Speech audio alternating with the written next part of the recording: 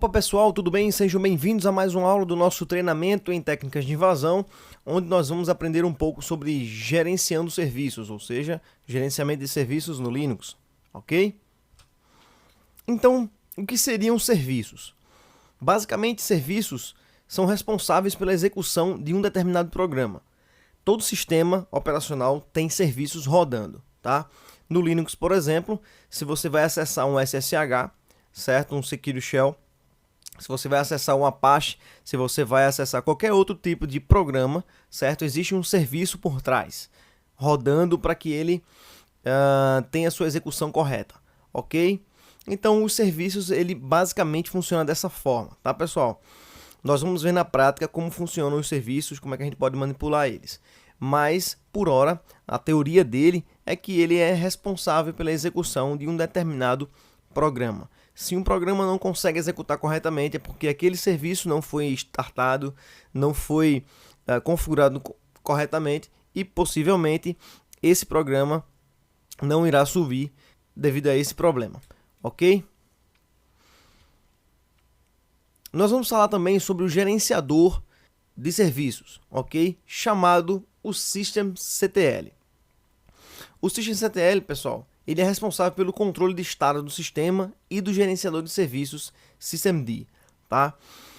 Nós vamos agora entrar na prática e ver como funciona o systemctl, tá? E seus derivados e como você vai usar isso nas nossas aulas práticas e técnicas de invasão, certo? Eu vou mostrar para vocês agora também como nós vamos monitorar serviços, tá? E através desse monitoramento, como é que a gente pode identificar algumas coisas, né, no sistema, tá? Como é que a gente vai usar isso? A gente vai utilizar o comando top, que mostra os processos do Linux, e htop, que é um visualizador interativo de processos, tá? Ok? Mais à frente eu vou mostrar para vocês agora isso tudo na prática, ok? É de conhecimento de vocês que o serviço ele é responsável por fazer um programa funcionar corretamente, ok? Nós vimos um comando chamado top e htop. O htop não vem instalado por padrão, ok? Mas seguindo a sequência do nosso raciocínio, o que é que a gente vai fazer? A gente vai utilizar alguns comandos para manipular serviços, beleza? Por exemplo, o systemctl. Se você vir aqui, ó, no man systemctl, ele vai mostrar para vocês que ele é um controle do sistema, né? Ele é um controlador de sistema e gerenciador de serviços, ok? Então você tem aqui inúmeras flags, ou seja, opções que você pode passar para que ele possa manipular um determinado serviço. Mas como que funciona o uso geral dele? O systemd, pessoal, ele vem nas versões mais recentes dos sistemas Linux. Por exemplo, Red Hat 7 já vem com o systemd, o Ubuntu 16 já vem com o systemd, tá? O Kali 2.0 já vem com o systemd. Então, a manipulação de serviços passou a ser pelo systemctl, ok? Então, para nós verificarmos como funciona o sistema de serviços do Linux e qual o status desses serviços, existem alguns comandos que a gente pode verificar. Ah, Elton, mas eu não sei como é um serviço, onde é que eu encontro um serviço. Não tem problema, porque o comando systemctl -t service vai mostrar para você a lista de serviços que foram carregados, ativos ou desativos no sistema, certo? Por exemplo, nós temos esses sistemas aqui todos carregados, como você pode ver aqui, ó, o nome do serviço, se ele foi carregado ou não, se ele está ativo ou se ele está rodando, certo? E ele diz a descrição aqui dele, beleza? Se você digitar o comando systemctl -t igual a service. Isso tudo está lá no manual, você pode dar uma verificada. Aqui, ó, esse serviço do VirtualBox ADD Services, ele foi carregado, mas falhou nos seus dois últimos processos aqui, certo? Então significa que ele não está ativo e não está rodando, certo? Mas foi carregado. E ele mostra aqui, ó, uma breve descrição e a diferença entre carregado, ativo, ou se ele está nessa coluna aqui, sub, rodando ou existente, certo? Então, você pode ver o comparativo dele aqui, ok? Ah, mas como é que eu faço para manipular esse serviço? Simples assim. Se eu tenho, por exemplo, o serviço do Apache, eu quero ver o status desse serviço. Então, como é que eu faço? System, ctl, status, Apache 2. Ops. Ele vai mostrar aqui o serviço que eu pedi, certo? E o status dele. E ele me trouxe aqui, ó, Apache 2.service. Você não precisa colocar o ponto .service, tá? Mas fique tranquilo, fique livre. Ele está carregado, sim, está carregado. Desabilitado no momento, certo? E se ele está ativo, sim ou não? Ele está morto, né? Ele está inativo. Tranquilo? Então, o Apache 2, nesse momento, não está funcionando. Porém, como é que eu faço para levantar esse serviço? System, ctl. Nesse estado, significa que o serviço não está funcional, tá, pessoal? Se eu der um telnet aí no IP da minha máquina e a porta 80 ou 443, ela não vai responder porque o serviço não está no ar, ok? Então, para eu colocar no ar, o que é que eu faço? Start Apache 2. E ele vai iniciar o serviço do Apache, ok? Agora vejamos o atual status do Apache depois que nós startamos ele. Olha só a diferença. Antes aqui, ó, ele não estava ativo e agora ele está ativo aqui, certo?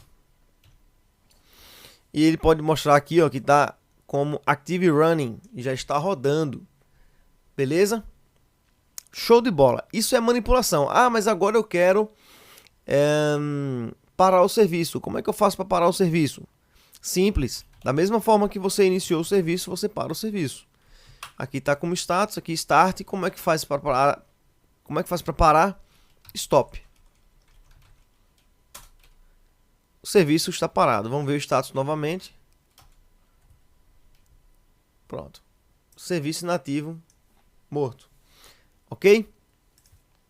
Agora existe um outro programa interessante que faz parte da manipulação dos sistemas, que é o comando PS. O comando PS, pessoal, ele serve para verificar, tá, os processos que estão rodando naquele momento, certo? Ele não mostra em tempo real, mas ele mostra informações sobre a seleção de processos ativos naquele momento, certo? Então ele mostra alguns exemplos aqui, ó, PSE, PS-E, F, certo? Para ver todos os processos do sistema usando a sintaxe standard, ok? E muitos outros, ok? Se eu então utilizar o PS, só digitar PS aqui, mais nada, ele vai mostrar aqui alguns tá? Processos rodando, tá? Mas se eu fizer um PS -A, ele vai mostrar para mim o PID. Veja, todo processo tem um ID. PID, essa coluna PID significa Process ID, certo? Então esse é o número desse ID, ok? Esse é o número desse processo, ok? Então, por exemplo, o Shorg tem o número de processo 1038 e assim sucessivamente, ok? Inclusive o próprio PS, ele tem um número de identificação do processo, beleza?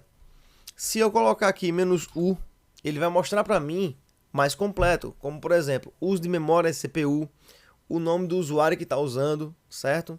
Ele vai mostrar aí a hora que foi startada, o tempo de utilização e a linha de comando que chama esse tipo de resultado, ok? Por exemplo, aqui embaixo, ó, certo? O uso de memória, por exemplo, quem está usando mais aqui é o Ice Weasel, por exemplo, ele está usando 14,9 de memória, por cento, tá? Em porcentagem. E o CPU está sendo usado 1.5 apenas. Quem está usando mais? Está usando esse processo aqui, ó, Gnome Shell. Então, você pode identificar tanto para fazer um troubleshooting, quanto para você fazer algum tipo de exploração nos serviços daquela empresa, certo? Ou daquele site, ou daquele servidor, ok? Porém, se eu fizer o seguinte, ps ao x, ele vai mostrar para mim todos os processos com seus mínimos detalhes. Ah, Elton, mas aparece muita coisa, eu não consigo identificar. Muito bem, existe um comando que a gente faz para concatenar, né, as informações. Por exemplo, ps espaço ao x espaço grep. Se eu colocar aqui VPN, ele não vai aparecer nada. Mas se eu colocar aqui ps, por exemplo, ele vai mostrar para mim que existe alguns programas utilizando esse processo. Então, o próprio ps, ele chama aqui, ó, porque o grep, ele vai concatenar juntamente com esse programa, ou seja, ele vai procurar esse termo aqui nos resultados desse programa, ok? Então, se ele viu ps aqui, ó, ele vai contabilizar, certo? Aqui também, ó. Mas o que nós queremos ver de verdade é isso aqui, ó. Ok? Esse processo aqui. ps ao x. Que quem é que está rodando? Root. Qual é o PID dele? 2764. E assim sucessivamente. O uso de memória e disco, ok? Para que nós possamos, então, parar esse processo. Deixa eu ver se ele está rolando ainda. Está aqui ainda. Para que nós possamos parar esse processo, existe um comando que mata processos. Por exemplo, o comando kill. O comando kill, ele tem alguns parâmetros interessantes. Como, por exemplo, ele serve para, de fato, você matar o processo, tá? Então, se você não matar o processo, ele vai continuar rodando lá e consumindo memória e processamento também. Obviamente que não são todos, mas existem muitos processos que fazem esse tipo de utilização e acaba denegrindo o servidor, causando indisponibilidade, ok? Por exemplo, o kill nós podemos utilizar da seguinte forma: kill -9, que é um parâmetro para parar bruscamente um processo, certo? O PID do processo 2766, ok? E dá um enter. Pronto, esse 2766 já está inexistente, provavelmente o PS já não está funcionando. Pronto, ele executou aqui, ó. Vamos ver se o 2786 já... Pronto, ele só executa no momento em que está sendo chamado. Mas vamos fazer o seguinte: systemctl start apache. Só minha máquina responder aqui. Apache 2. Vamos dar aqui um ps ao x pipe grep apache. Olha aí, o Apache foi levantado pelo root e pelo www.data, que é o usuário padrão dele. Se eu neste momento pegar esse ID aqui e matar, vamos ver o que acontece. Kill -9 28 12. Kill -9 28 12. Você nota que antes estava dando um erro aqui do processo inexistente, mas agora não deu. Por quê? Porque esse processo existia. Então vamos ver se ele está aqui para root e já abriu outro, porque o root está startado. O processo foi startado, o serviço foi startado e ele gera o número do processo, que é um ID desse processo, certo? Então, se você quiser matar algum processo, matar alguma coisa dentro do Linux em termos de serviço, você kill -9 e ele para de vez, ok? Muito bem. Nós vimos também dois comandos interessantes, que é o top e o htop. O top, pessoal, ele vai mostrar para você em tempo real o consumo dos serviços naquele servidor. Por exemplo, top. Ele mostra para você aqui o PID, o usuário, certo? Algumas outras, muitas opções, uso de CPU e memória. Ok? E qual o comando que está sendo utilizado aqui, ó. Isso aqui é de extrema importância. Por quê? Porque se o seu servidor estiver sofrendo um ataque, por exemplo, é possível que os recursos aqui estejam já, né, acabados, já tenham acabados. Então, o load average, que é responsável por entender e interpretar a carga útil do servidor, a carga de utilização do servidor, certo? Pode estar com numerações extremamente altas, e isso pode estar caracterizando algum tipo de ataque no seu servidor, certo? Então, mas por que você deve entender isso? É importante você entender isso porque através do top você pode verificar quais os serviços estão rodando naquela máquina. E uma vez que os serviços estão rodando naquela máquina, lógico, isso depois que você efetuar a sua exploração bem sucedida, você vai poder ver o que é que tem dentro daquela máquina e executar algum comando para que ele venha a ganhar acesso privilegiado, por exemplo, certo? E qual é a diferença dele para o HTOP? Vocês notaram como é essa visualização aqui, né? Como o HTOP ele não vem padrão em qualquer Linux, você simplesmente instala apt-get install HTOP, ok? Dá um enter, confirma se ele pedir a confirmação e é isso aí. Dá um HTOP aqui e veja qual é a diferença entre o top e o HTOP. Olha só que interessante. O HTOP ele mostra aqui, ó, o load average, as tarefas que estão no ar,